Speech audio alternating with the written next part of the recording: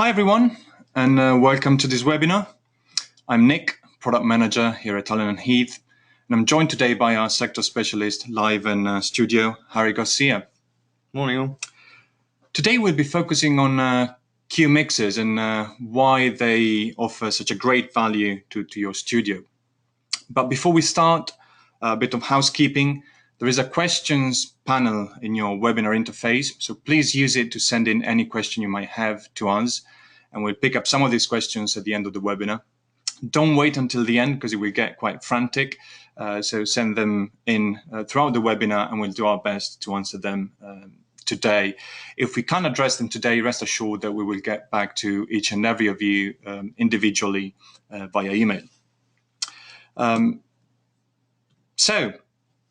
Since the launch of Q16, we've seen these mixers used in a variety of applications, from corporate rooms and boardrooms to live venues, churches, broadcast, and even as shout systems on festival stages.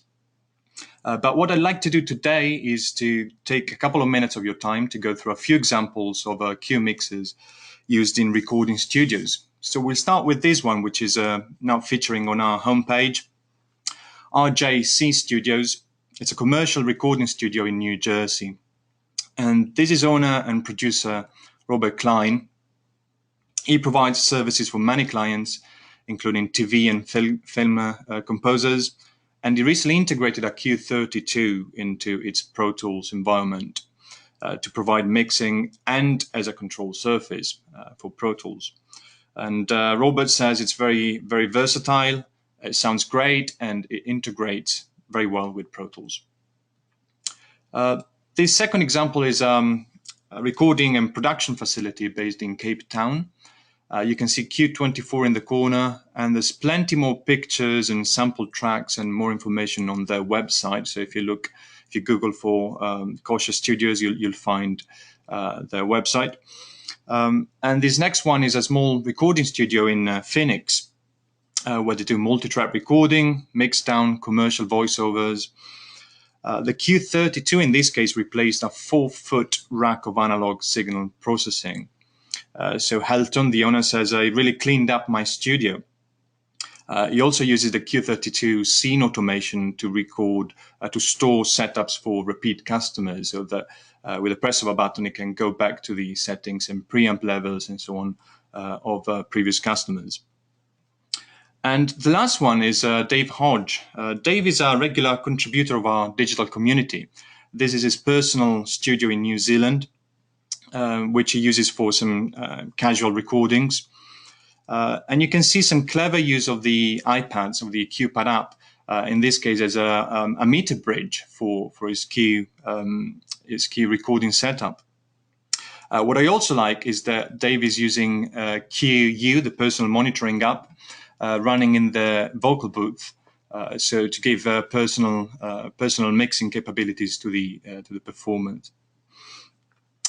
So why do people choose Q as opposed to, say, an audio interface and a separate DAW controller for their studios? Well, part of it is to do with the sound quality and the linearity of the preamps. And part of it is also because of what we call the Q ecosystem. So it's not just about the mixer. As you can see, you can use apps in your studio. You can use the Mi One personal monitoring mixer for personal fallback cues to the live room. And you can deploy audio racks and stage boxes in the live room and run a Cat5 cable to the control room instead of a bulky copper multicore. There's another reason for it, and it's probably what is the key reason for using Q in a studio, is that it incorporates two great features. One is the USB audio interface, and the other one is the DAW control side of it. So the USB interface is core audio compliant on a Mac, which means it's truly plug and play, and we have Windows drivers available on our website. And on the same USB interface, we send a lot of MIDI messages. You can manually assign these MIDI messages to your DAW if you like, but DAW control, the DAW control driver gives you the convenience of auto-translating these messages to HUI or Mackie control for a much easier setup. So, Harry, can you tell us how all of this is going to work on Q mixers? Well, yeah. So if we start going through some of the setup options that I like to use for my studio workflows to help me go through, to get a good session and work quickly and efficiently.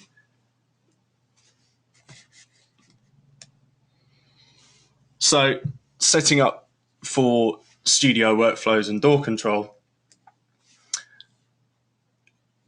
first thing is plugging everything in. So here I have a basic sort of system diagram, and as you can see, I have mics plugged into some mic inputs there. That can be through straight mic cables, XLR to XLR, or it can be through a stage box into all of the inputs of Q. Doesn't matter whether it's Q16 or all the way up to Q32. And then we have PC Mac connected to USB. I have two sets of monitors shown in this example because there is a way to use the alt out and the main LR out to have two sets of monitor sends, and you can blend between them or turn one down, turn one up. And then you can see on the mix outputs there, I have linked to a headphone distribution system.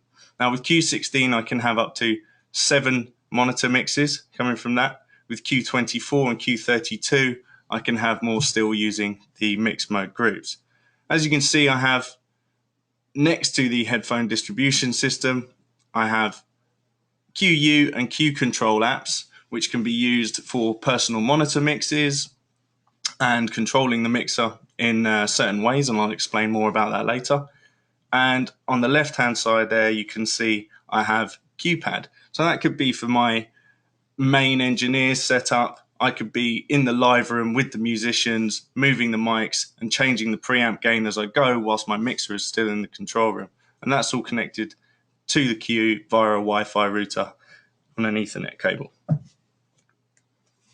So moving on to the setup options within the mixer, going to the setup menu, the first thing I like to do is to assign my monitoring path.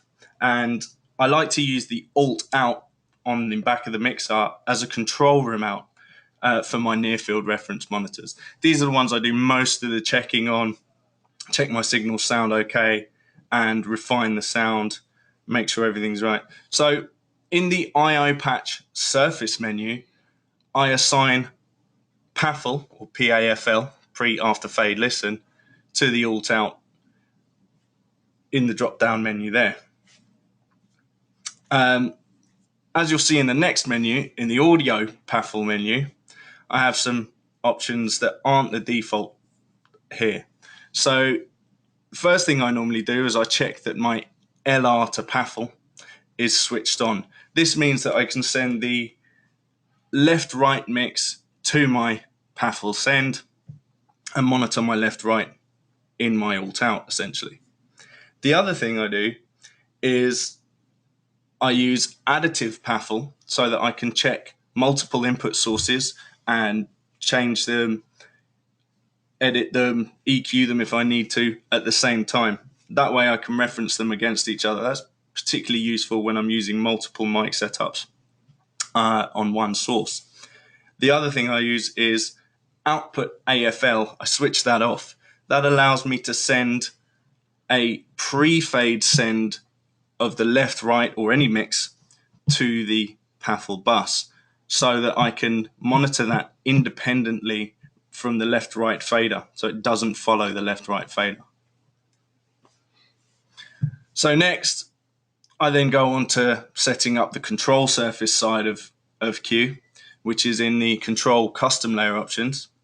And I select the first fader assign slot block there, touch it on the screen, turn the rotary control until it shows MIDI, and then I use the +1 function button to the bottom of the screen to just assign all of the relevant faders to that MIDI control. Now for Q24 and Q32, I just assign all of the fader slots available to MIDI.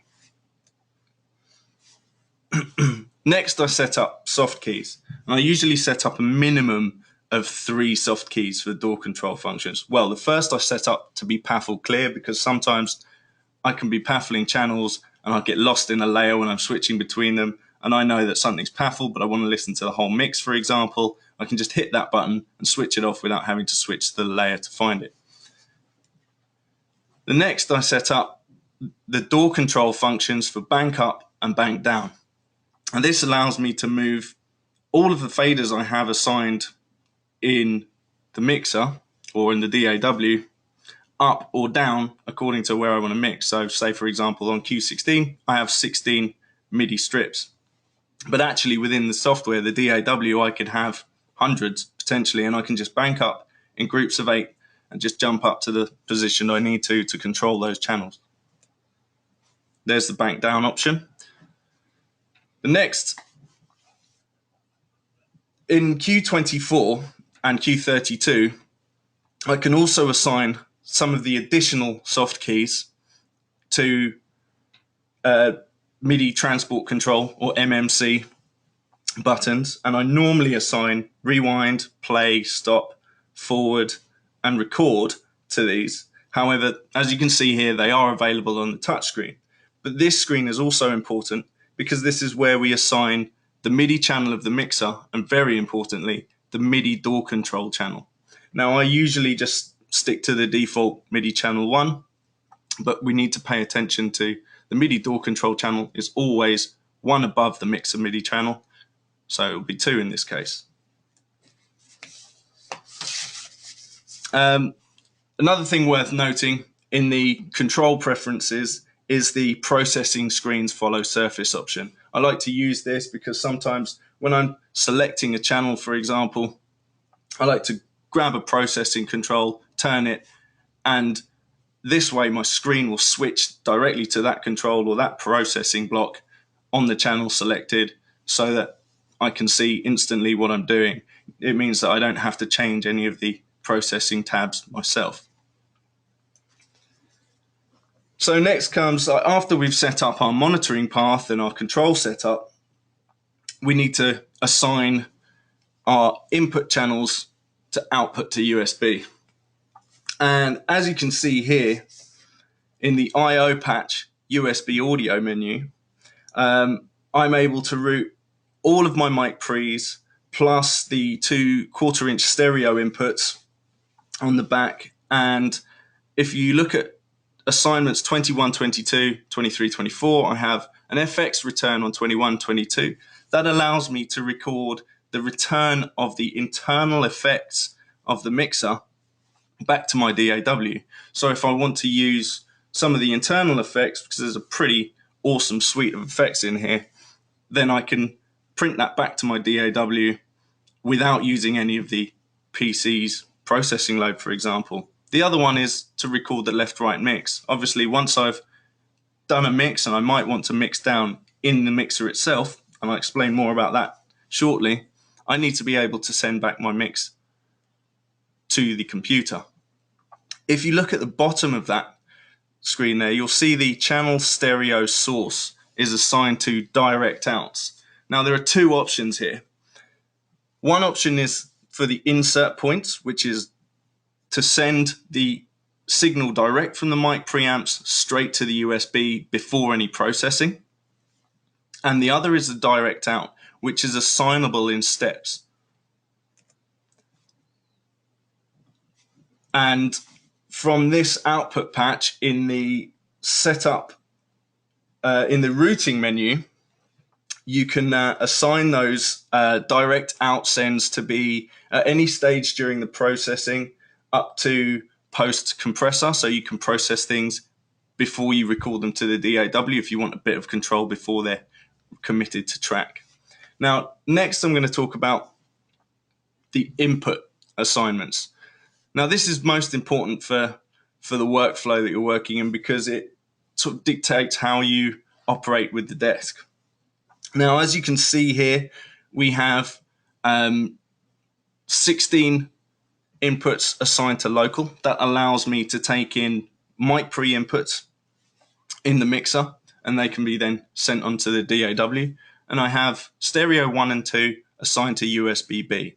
That allows me to have, for example, playback from the DAW and on a separate track, separate channels, click track that I can mix independently or send to people as they require. It's very important that you note that USB-B streaming is selected here. The other option, of course, is for USB Q drive recording or source. For USB-B, this allows me to link to the DAW.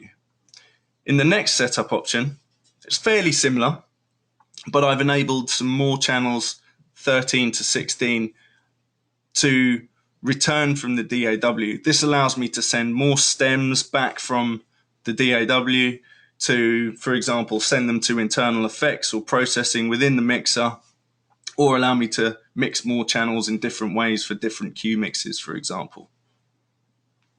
And finally, the last one is mixing out the box. This allows me to send all of the channels in stems from my DAW into the mixer so that I can mix down in the mixer and use all of the processing built in on board without using any of my PC's processing load. And then using the left-right out, I can record a stereo take back to the DAW once I've set that up. So once we've looked at those assignments, it's always a good idea to save a show file with the scene for each workflow template. As Nicola mentioned earlier, customers save scenes for different bands that are coming in, and there's no reason why you can't use these as a template to load that and then store a new scene based on, the band that you're recording at the time or the project you're working on at the time. So once we've done all this, we can look at actually setting up software in the DAW.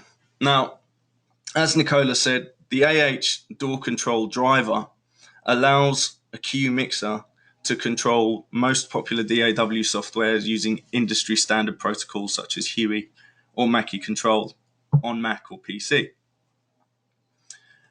And the important thing to do is install the audio and DAW control drivers first. So go to alan-heath.com/downloads and find the Q Windows ASIO WDM driver if you're on a Windows PC. On a Mac, you won't require this because, as Nicola said earlier, Mac interfaces are plug and play, class compliant. Once you've installed the driver for Windows, you can then go on to download the DAW control driver. Now, Mac does require the DAW control driver. This is a little application that runs in the background and it converts the messages from your cue mixer to the DAW protocols of your choice. So once you've done all this, you need to look at configuring your DAW. And we're going to look at Cubase, Logic, and Pro Tools in specific today, but there will be instructions for other popular DAW packages. Later on, we'll make these available on the web on our website. So I'm just going to switch over to our PC here so I can show you the Cubase and Pro Tools setup.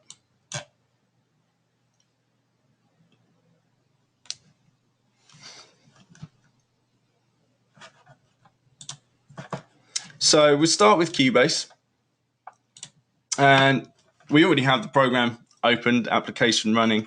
And as you can see, with no audio interface assigned, the first thing that pops up is audio driver setup. Cubase wants you to choose an audio interface so you can get sound out of it straight away.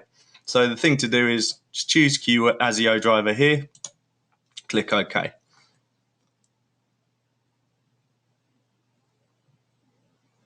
So once Pro Tools loads up, I'm just going to open an empty project here and start from scratch. So here in the project window, you see the menu at the top. We have the devices menu. So we open this, and the first thing I do is go to device setup. Now this opens a whole list of different devices that connect to the Cubase system. As you can see here, we've got the VST audio system highlighted, and here connected is the Q ASIO driver. Now, there are certain options that you can choose.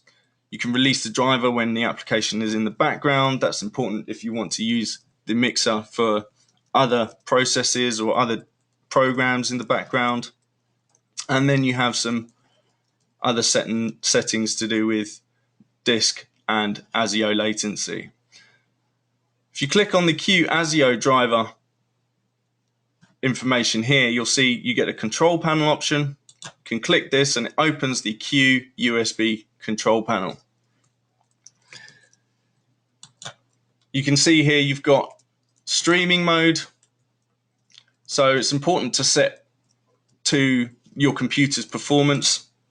This will affect the CPU load in your machine. However, it's good to record with a low latency, and then when mixing down with more channels, you can sort of relax that streaming mode off a bit and bring it back to safe or reliable, for example.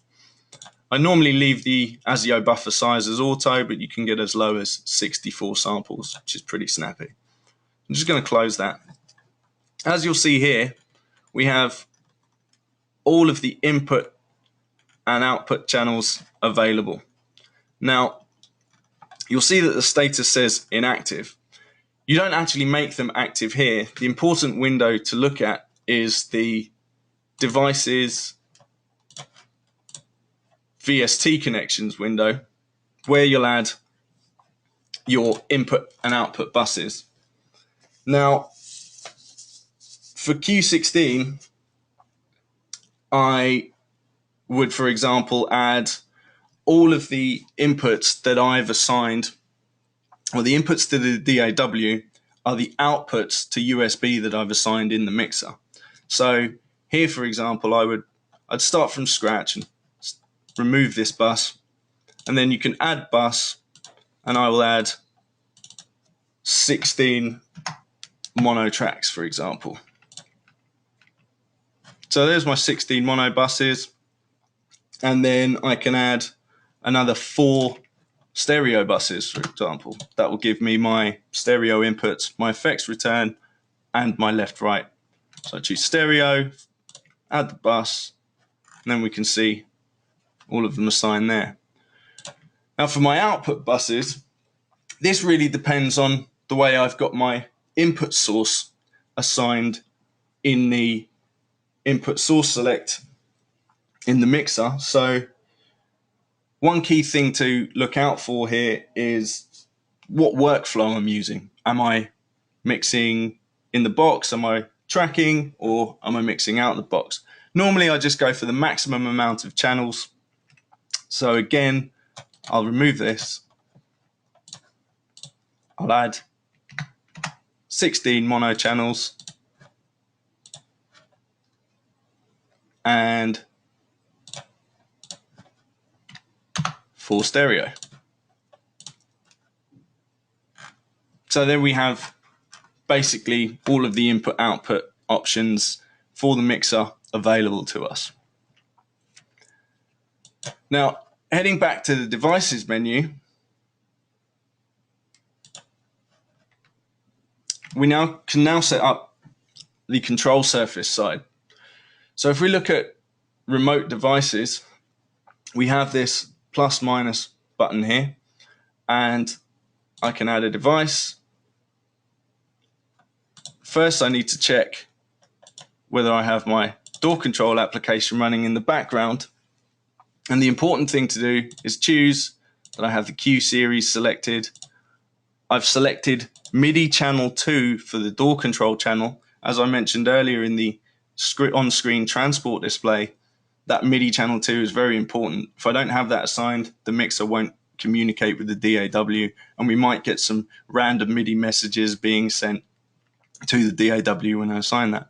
Now, as we see here, the protocol is Huey. I need to change this to Mackie control for Cubase, and then we choose the MIDI ports.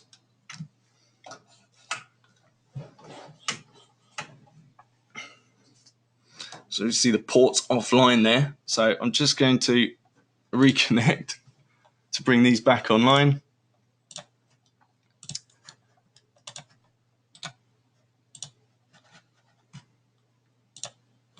Go back and find the DAW control setup.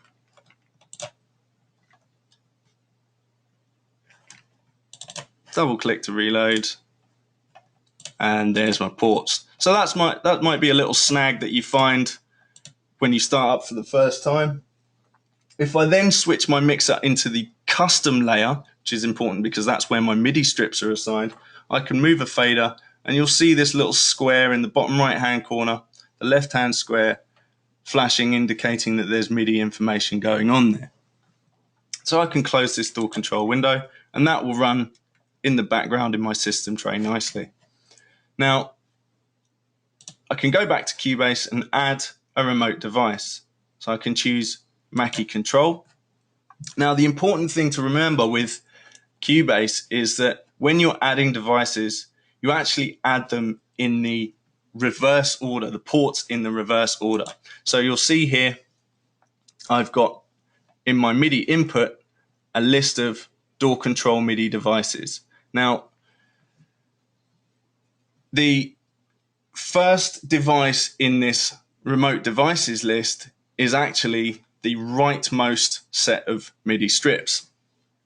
So for 16 strips, the first input I choose is DAW control MIDI 2. I click apply. And then I can go back to add another device, choose Mackie Control, and you'll see it automatically assigns MIDI 1. Once I've done this, I can close this window and we can look at creating tracks in Pro Tools.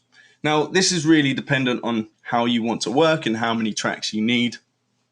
But if we start with a default 16 audio tracks, I'll start with mono, and then we can look at the output routing, for example. So I can choose a stereo out bus here, for example.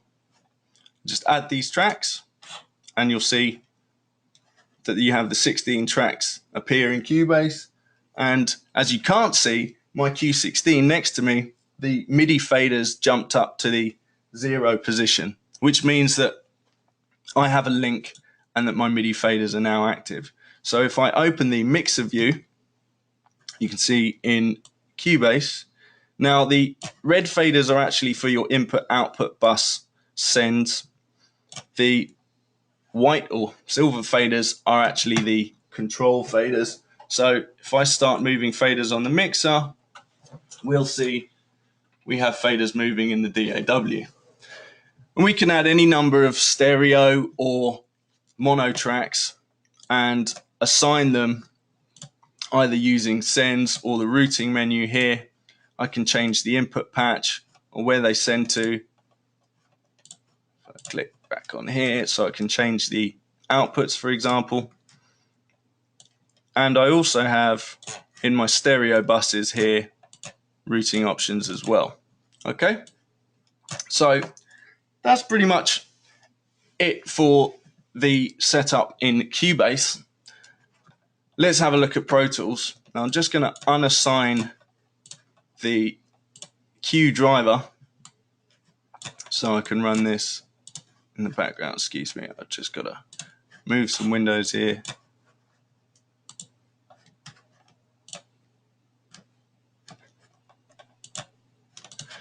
So let's open Pro Tools.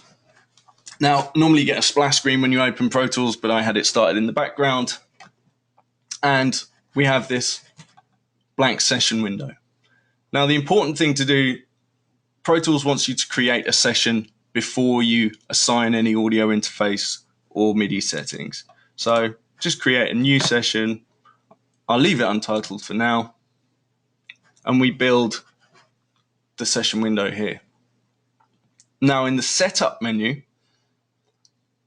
if I go to playback engine, this gives me my options to select the audio interface. As normal, I'd select the Q ASIO driver here, This closes the session.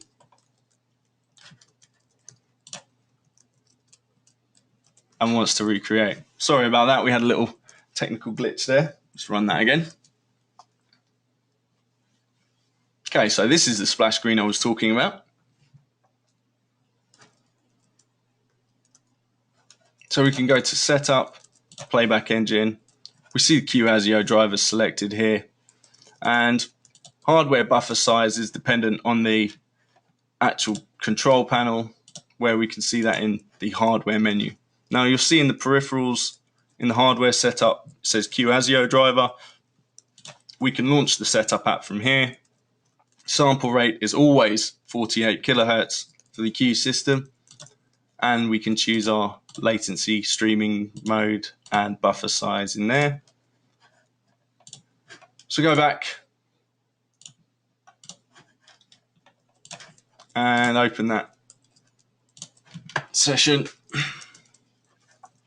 And so how do we control Pro Tools using the Q Mixer? First thing to check is the MIDI input devices. Now, if we go to the Setup MIDI inputs options, we can see here we've got a whole list of ports. The only ports I really want to choose for controlling Pro Tools are the DAW control MIDI ports. Now with Q16, I only really need to choose the first two ports, but when we're using 24 and 32, I choose 3 and 4 respectively. So click OK there. Then I can go back to the Setup menu, and now I go to Peripherals. Now Peripherals, MIDI controllers, allows me to assign the type of controller to here. Pro Tools runs on the Huey protocol, so it's important that I go to my DAW control app and I choose Huey under the DAW control options. Otherwise, the mixer won't communicate with Pro Tools properly. Okay, so we still have the MIDI ports assigned here, MIDI channel 2, everything's okay. If I move a fader, we can see it flashing up in the MIDI response there. Okay, so next we choose the type of controller and we choose Huey. Then you see these receive from and send to ports appear and the number of channels. In the receive from, choose MIDI DAW control 1, and in the send to, I choose the same port. So that sets up my first bank of 8 faders. Then in the second slot, I can choose Huey again, predefined MIDI port 2, and the same again.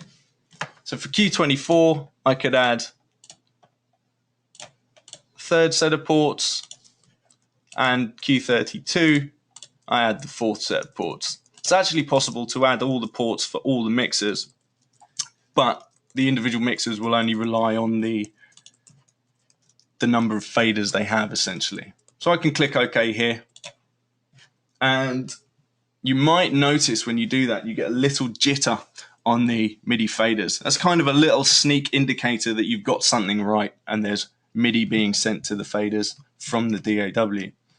So next we can look at adding channel. And again, as with Cubase, it really depends on the workflow you're using in the mixer, your input-outputs assignments. One important thing to look at is the I/O menu. Now you'll see here there are some default assignments based on what Pro Tools thinks might be available. The ones in normal text are assigned, and the ones in italics might not actually be present. So you just click default for input and output, and then we have the basic amount of channels that we need that are detected in the audio interface hardware. So make sure that our default path and path order is in stereo, and you'll see here that you actually have your monitor path assigned to outputs 1 and 2. Now, you don't always want that. For example, I would like my monitor path to be outputs 17 and 18 in Q16 because that applies to the stereo 1 channels. So I'll go to this menu, drop down list here, monitor path, and I'll choose 17 and 18 out. And you can click OK there. And we've now assigned all of the I/O for the session. We can now start adding tracks. And you can either use the track menu or you can use Control-Shift-N to add 16 mono audio tracks. And when I create them, the faders on my Q16 have just popped up to tell me that they're now assigned to MIDI DAW control faders. So I can also look at the mix window or use Control+. And we can see here we have our mixer. We also have channel assignments here, and you're able to reassign the channels from the interface list as you require, so you can patch things here. And you can choose your output bus as required from the lists here. So if I move a fader on the mixer, we can now see that we've got DAW control enabled and all my faders are moving happily. And I can just keep adding banks of faders if I require. So I can go and add, for example, another 8 mono audio tracks. Now I have 17 and 18 highlighted here. If I use my assigned soft key buttons, I can actually bank up and down the fader control to allow me to control the faders. We move this further up the mix. So we'll see there that I'm now controlling. Okay, so that is how you set up Pro Tools. Now we're going to have to switch over to my Mac to look at our Logic setup. So I'm just going to enable the screen here. And if we open Logic, you'll see we can choose an empty project here. Now Logic wants you to assign inputs and outputs straight away as soon as you create this. Note that you can actually choose that here, but it depends on the audio interface you have selected as a default. So I just click create, it creates a track, and then we move on to assigning our audio interface. If you go to the Logic Pro Preferences Audio menu, you then see the devices list here. Now, core audio must be enabled. Logic requires core audio for the mixer to work.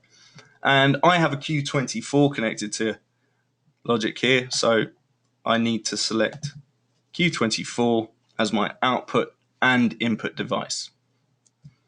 Now I can apply changes. It initializes the core audio as you saw there.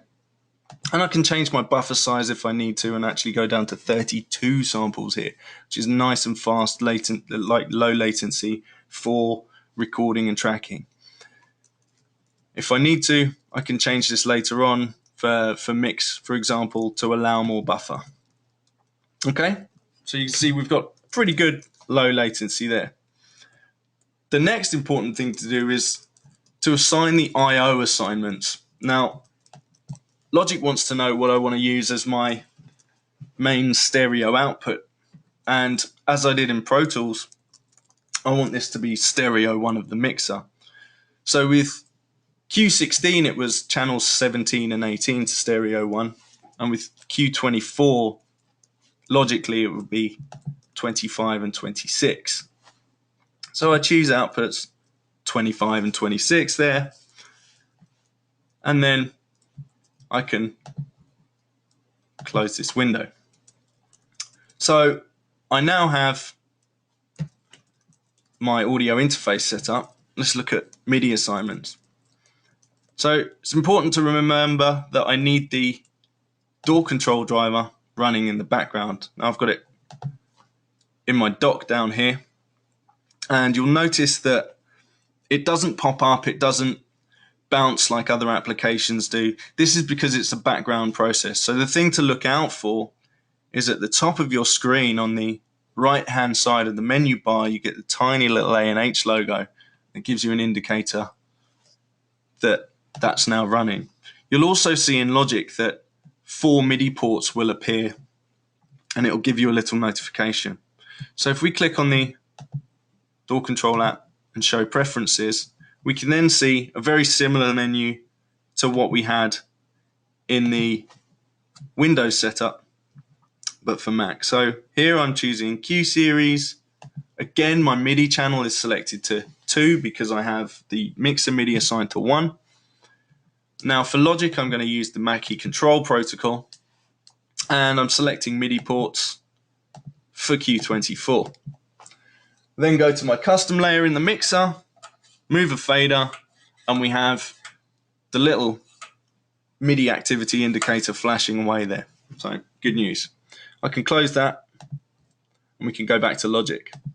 Now to set up controllers in Logic, you go to Logic Pro, Control Surfaces, Setup, and you'll see a pretty blank menu here. What you need to do is you need to install a new device. And in this device list, you get many types of controllers.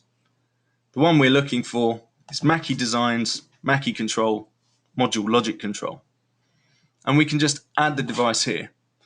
What instantly happens is that faders move on my mixer, but they may not be assigned to the right port. If we go back to the control surface setup window, leaving the install window open, I can then assign DAW control MIDI ports here.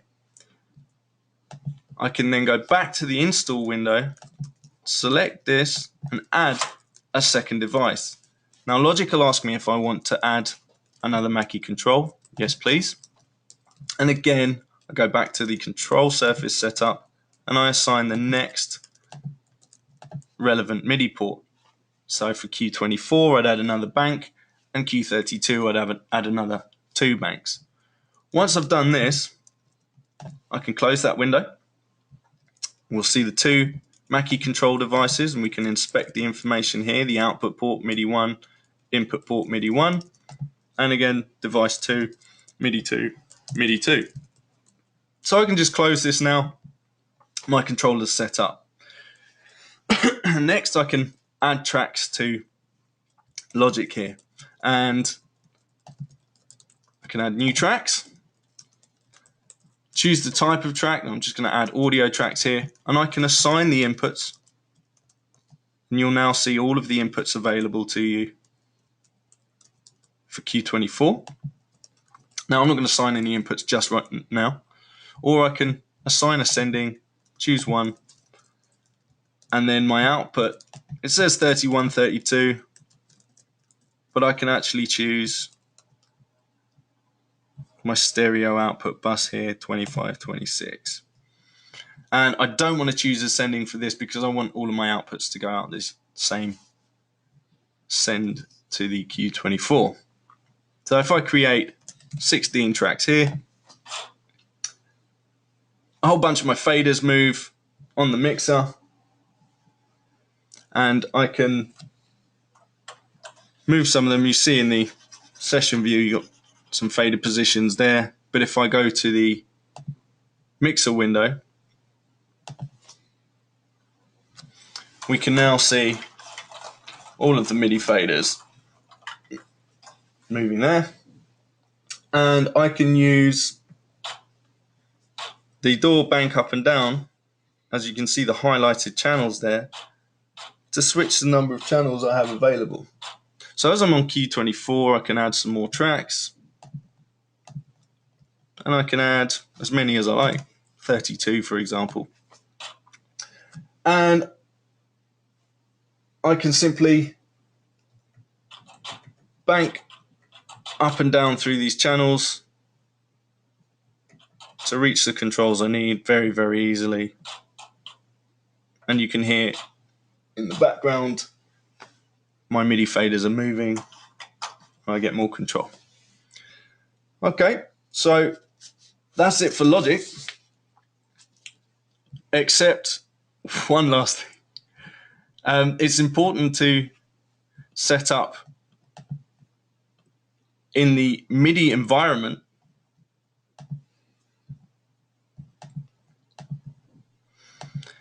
this is important to make sure that Logic is receiving the correct MIDI information from the mixer. So it's important to, open the MIDI environment,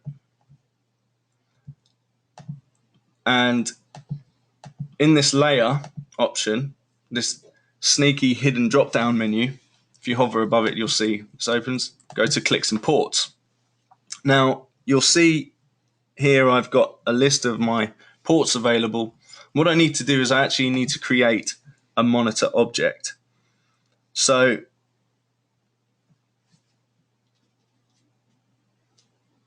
in the drop-down menu, I find my monitor object, and you'll see that appear there. I can move it to somewhere it's a bit easier to see. What I need to do is I need to connect all of the Q MIDI ports to this monitor object. Let's move it somewhere where it's a little bit clearer. Okay, and each tiny little triangle on there needs to be linked to that monitor object. Obviously, I only need to do it for the actual ports that are available to me, but I'll do it for the 4 MIDI ports. And when I move a fader on the mixer, for example, you can see the different MIDI messages going through there. Now, I don't need to link the monitor port to anything. It's just a way of Logic checking that the messages coming in are the correct messages and handling them appropriately. Okay, so that is it for Logic, and we can now switch back to the PowerPoint presentation. So once we've configured the DAW, we can look at what else we can add to the system. Now, as I showed you in the application diagram earlier, I showed some apps linked to a Wi-Fi router connected to the back of your Q mixer, the network port, to control different elements in the mix. Now you can have the QU personal monitoring app, and that allows the individual musicians to control their own sends to their headphone mix, their Q mix, for example, and just have a bit of control over that. They can also have control of the EQ and compression of the output, but you don't want to always give them those options, so you can disable those. We have QPad. As I mentioned earlier, you can use QPad to control your preamps and set up levels and configure the desk when you're in the live room away from the mixer, for example, or if you're using QSB or QPack, for example, where you don't have the fader options, then you can do all of your setup from QPad. And lastly, the other thing we have is the Mi personal mixing system. Now, these are hardware units, mixers which can connect to the D-Snake port of the back of the mixer, and they actually allow you to have additional monitor mixes on the mixer. So as well as the 10 outputs that are on the back of Q16, for example, you can add Mi 1 systems to expand your number of monitor mixes if you're running out, and it also gives the user personal control of their own mix in more groups than the Mi U will add as well. So a lot of advantages to using Mi 1, particularly for expanding the mixer and gaining access to more channels for controlling your own personal monitor mix. They connect to either to the D-Snake port straight in the back of the mixer, or they'll actually expand on a AB168 or AR2412 audio rack there. So if you have them in your live room and they're connected to the mixer over Cat5 cable, then you can add the Mi ones to the port there very easily without needing to run additional cables back to the mixer. As you can see, we've got Mi QU and QPad apps shown there as well. Some more things that you can do with QPad that are lesser known is you can actually control the MIDI faders from the app now. And this was introduced in 1.9, and it allows you to assign MIDI strips into the custom layer. So that could be useful if you need to change send levels from your DAW whilst you're in the live room. I mean, you could be performing and playing, and you might need to change certain things on the fly. Don't want to have to run back to the live room, for example, or the desk is on the other side of the room and you just want to quickly change something. So you can assign the MIDI strips there in the custom one layer. And you can also assign soft keys. So in the soft key tab, you select the soft key you want. And as you can see in this example, we've got some of the DAW control bank up down functions assigned, plus the MIDI transport MMC controls. And if you look at the function in the drop down menu, it's very easy to assign the parameters you need. We can also in the custom layer assign strips of soft keys. So we've got 5 strips on each, actually accessing up to 15 soft keys. Now, Q24 and 32 only have a maximum of 10, but using the apps, you can actually add another 5 soft keys if you require it. As you can see on the right-hand side there, we also have Q Drive stereo, record and play options for just, if I want to bang my rehearsal into record and capture what we're doing on the fly. It's also good for, that backup between takes and stuff. If someone's noodling around and they grab an idea, you can just capture that and go back to it if you really need to. Next, I'm going to show you our Q Control app. Now, there seems to be a bit of misunderstanding about what this app is for, and it's actually a universal iOS app for Q mixers, and it's fully customizable.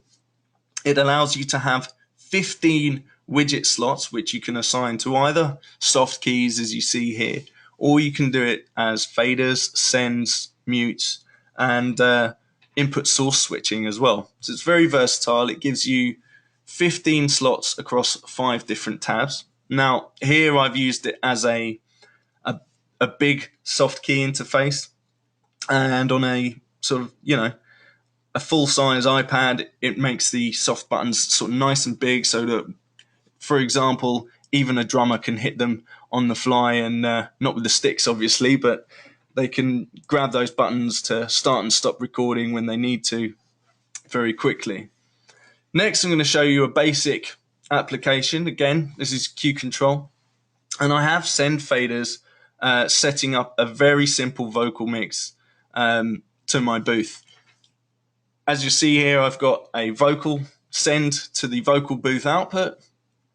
I also have the reverb send of the vocal to the reverb. As we know, artists like to be able to have a reverb on their vocal track, but you might not want to record that as such. So using the effects in the mixer, we can actually give the artist the reverb that they want without having to commit it to track, or use plugins within the computer using processing load when we need it.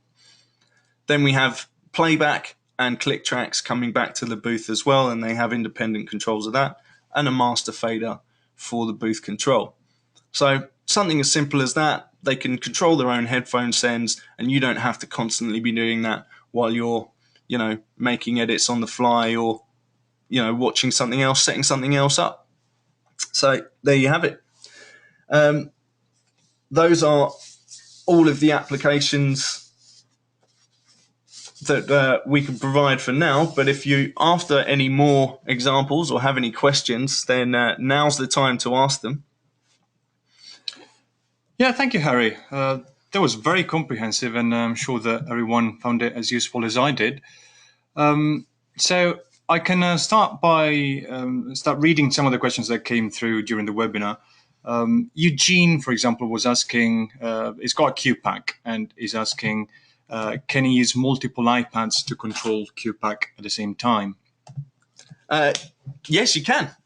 You can use up to 2 iPads running QPad to control any Q mixer, and you can assign those faders as you want. They can be independent of each other, and you could even have one as a kind of meter bridge showing your metering section, whilst one is doing the control.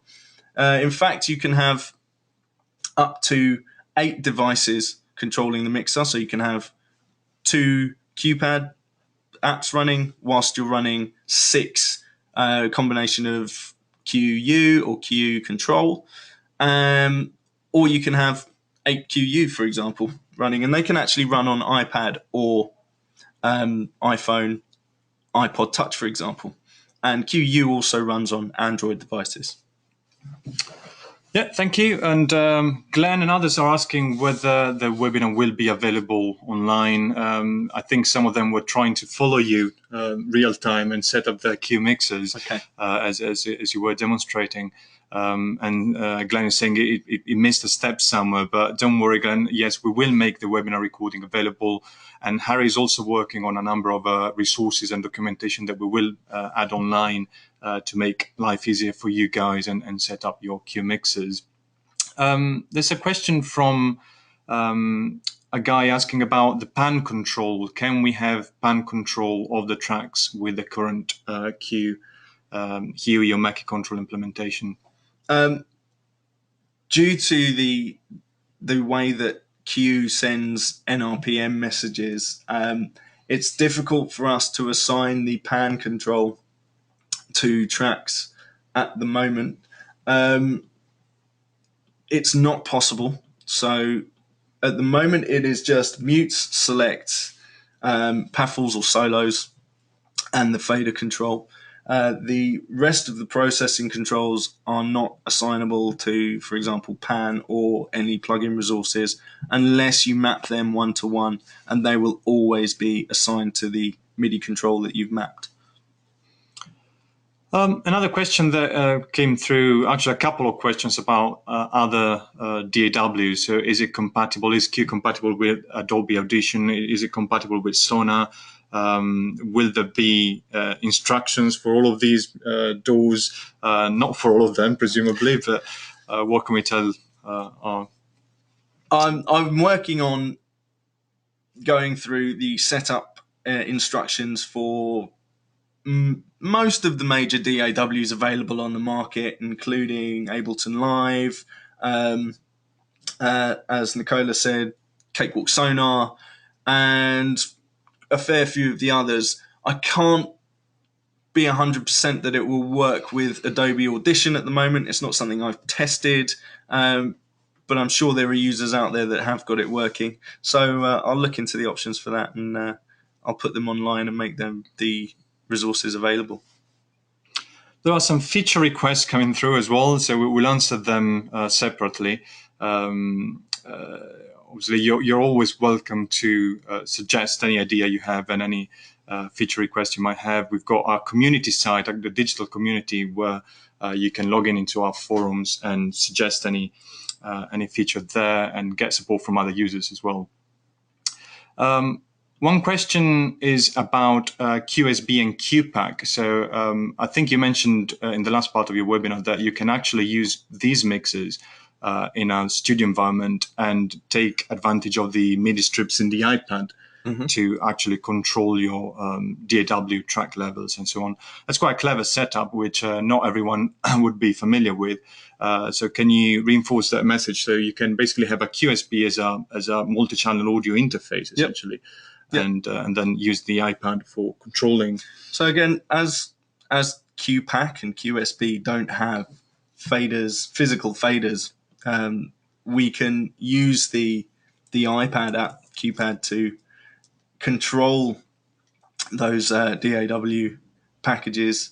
Now, some DAW packages do come with their own remote control apps, and some of them are pretty good, pretty comprehensive. So if you just want to use QPAC and QSB as your audio interface side, then fine. But you'll still need to set up your preamp gains, for example, your send levels, monitor mixing, and everything like that. So you will need a QPad on that iPad that you're controlling, and you might need to switch between that and your remote control app for the DAW in specific. But there are plenty of ways that you can use both of those compact mixers to do the job in the studio. Right, I think that's it. There are still a few questions coming through, but as I said at the beginning, we will try and answer them after the webinar via email. We will leave the webinar interface running for a few minutes, so if there's anything that you want to ask us, feel free to type in a question, and we will get back to you as soon as possible. So thank you very much for joining us today, and we'll see you at the next webinar. Thanks very much, everybody.